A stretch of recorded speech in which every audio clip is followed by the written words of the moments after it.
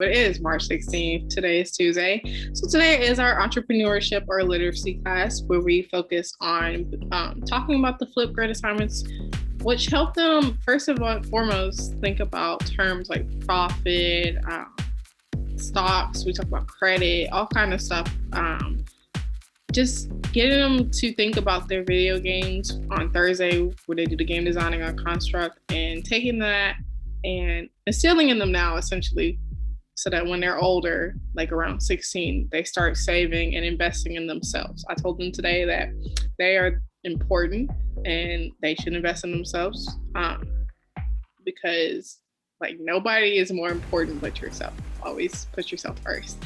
So not always, but majority of the time, just put yourself first. So because last week we switched the links, we had low attendance last week. So we had to do 2 Flipgrids today to catch up. So we are caught up. So this is today's. We'll talk about this week's. So I told them, because most of them are independent, and I love that because I'm an independent person myself. But I also realized as well that you cannot accomplish everything by yourself, okay? Steve Jobs, the founder of Apple, Jay-Z, other entrepreneurs and other people like Jeff Bezos, just well-established people. It took more than themselves. It took other people. So with their video games specifically, we talked about what kind of people would they have on their team for advertising, for graphic design. So like NBA 2K, they have it where you could actually play songs that are modern and that they hear often. So things like that. Are they going to have music in their video game? And how are they going to contact the artists, etc.? Just who would they have on their team, and how would they just get their dream team together? We also talked about what makes them a good leader. So Calvin specifically talked about kindness, and I thought that was a really valid point because nice people, come on now, we all love nice people. So honesty was another point we brought up again. We talked about how reputation really follows you. So a company with a bad reputation, I'm gonna go support them regardless. Nobody does that. Nobody in their right mind does that, okay? So we talked about how honesty plays a factor in making that business relationship with their customers and their target audience. We talked about not only honesty, a lot of determination was mentioned, how their work drive is. And they said that they have a really great work drive, and that's good.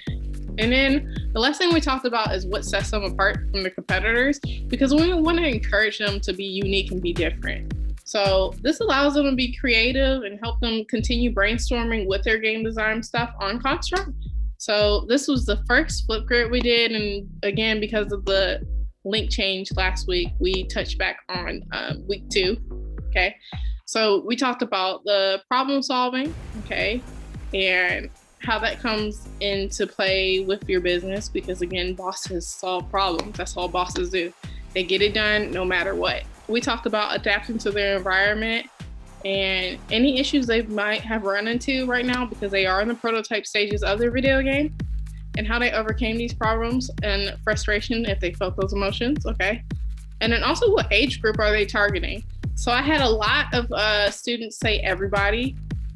At first they were like, well, like 12 to 14 or 6 and up, because I don't want little kids playing my video game. And I was like, well, Juan and I were both like, look, E for everybody. You'll make the most amount of money if you just can sell to as many people as you can. Okay, so we had them think about what their target audience was like, and what platform or video games they're gonna design. So like their favorite one. We talked about other video games too. So like Minecraft was mentioned. That's a sandbox video game though. And we talked about other video games as well too. I think it's called Little Nightmares or something like that. So some of my kids want to do horror games. Some of them want to do different things. I have Shrouded that's designing a game where essentially each level is going to be a different personality. And she said she's going to make it about her family. So that's pretty cool. And then we talked about objectives again, because objectives are why you play the video game, okay? So like Mario Kart, right? Let's say you come in last place. The objective of that video game is to come in first place and win the race, right? So you'll play it over and over again until you go in first place. A good video game makes you do that and makes you stay engaged no matter what, okay? So we talked about their objectives and how to keep people engaged. And we did talk about stocks, okay? This got brought up because we were talking about financial stuff. So we talked about stocks and specifically how shares work. And GameStop was the example we used, right? So the 52-week high on GameStop is $483, right?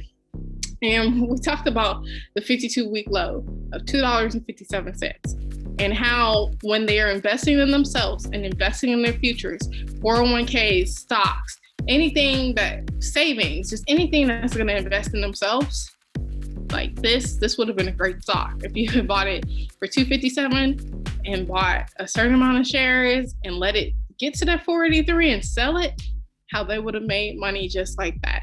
So just instilling things like that and making them think outside the box about how to invest in themselves so they are set up for their futures.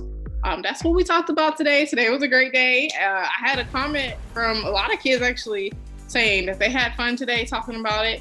It gives them a chance to relax too.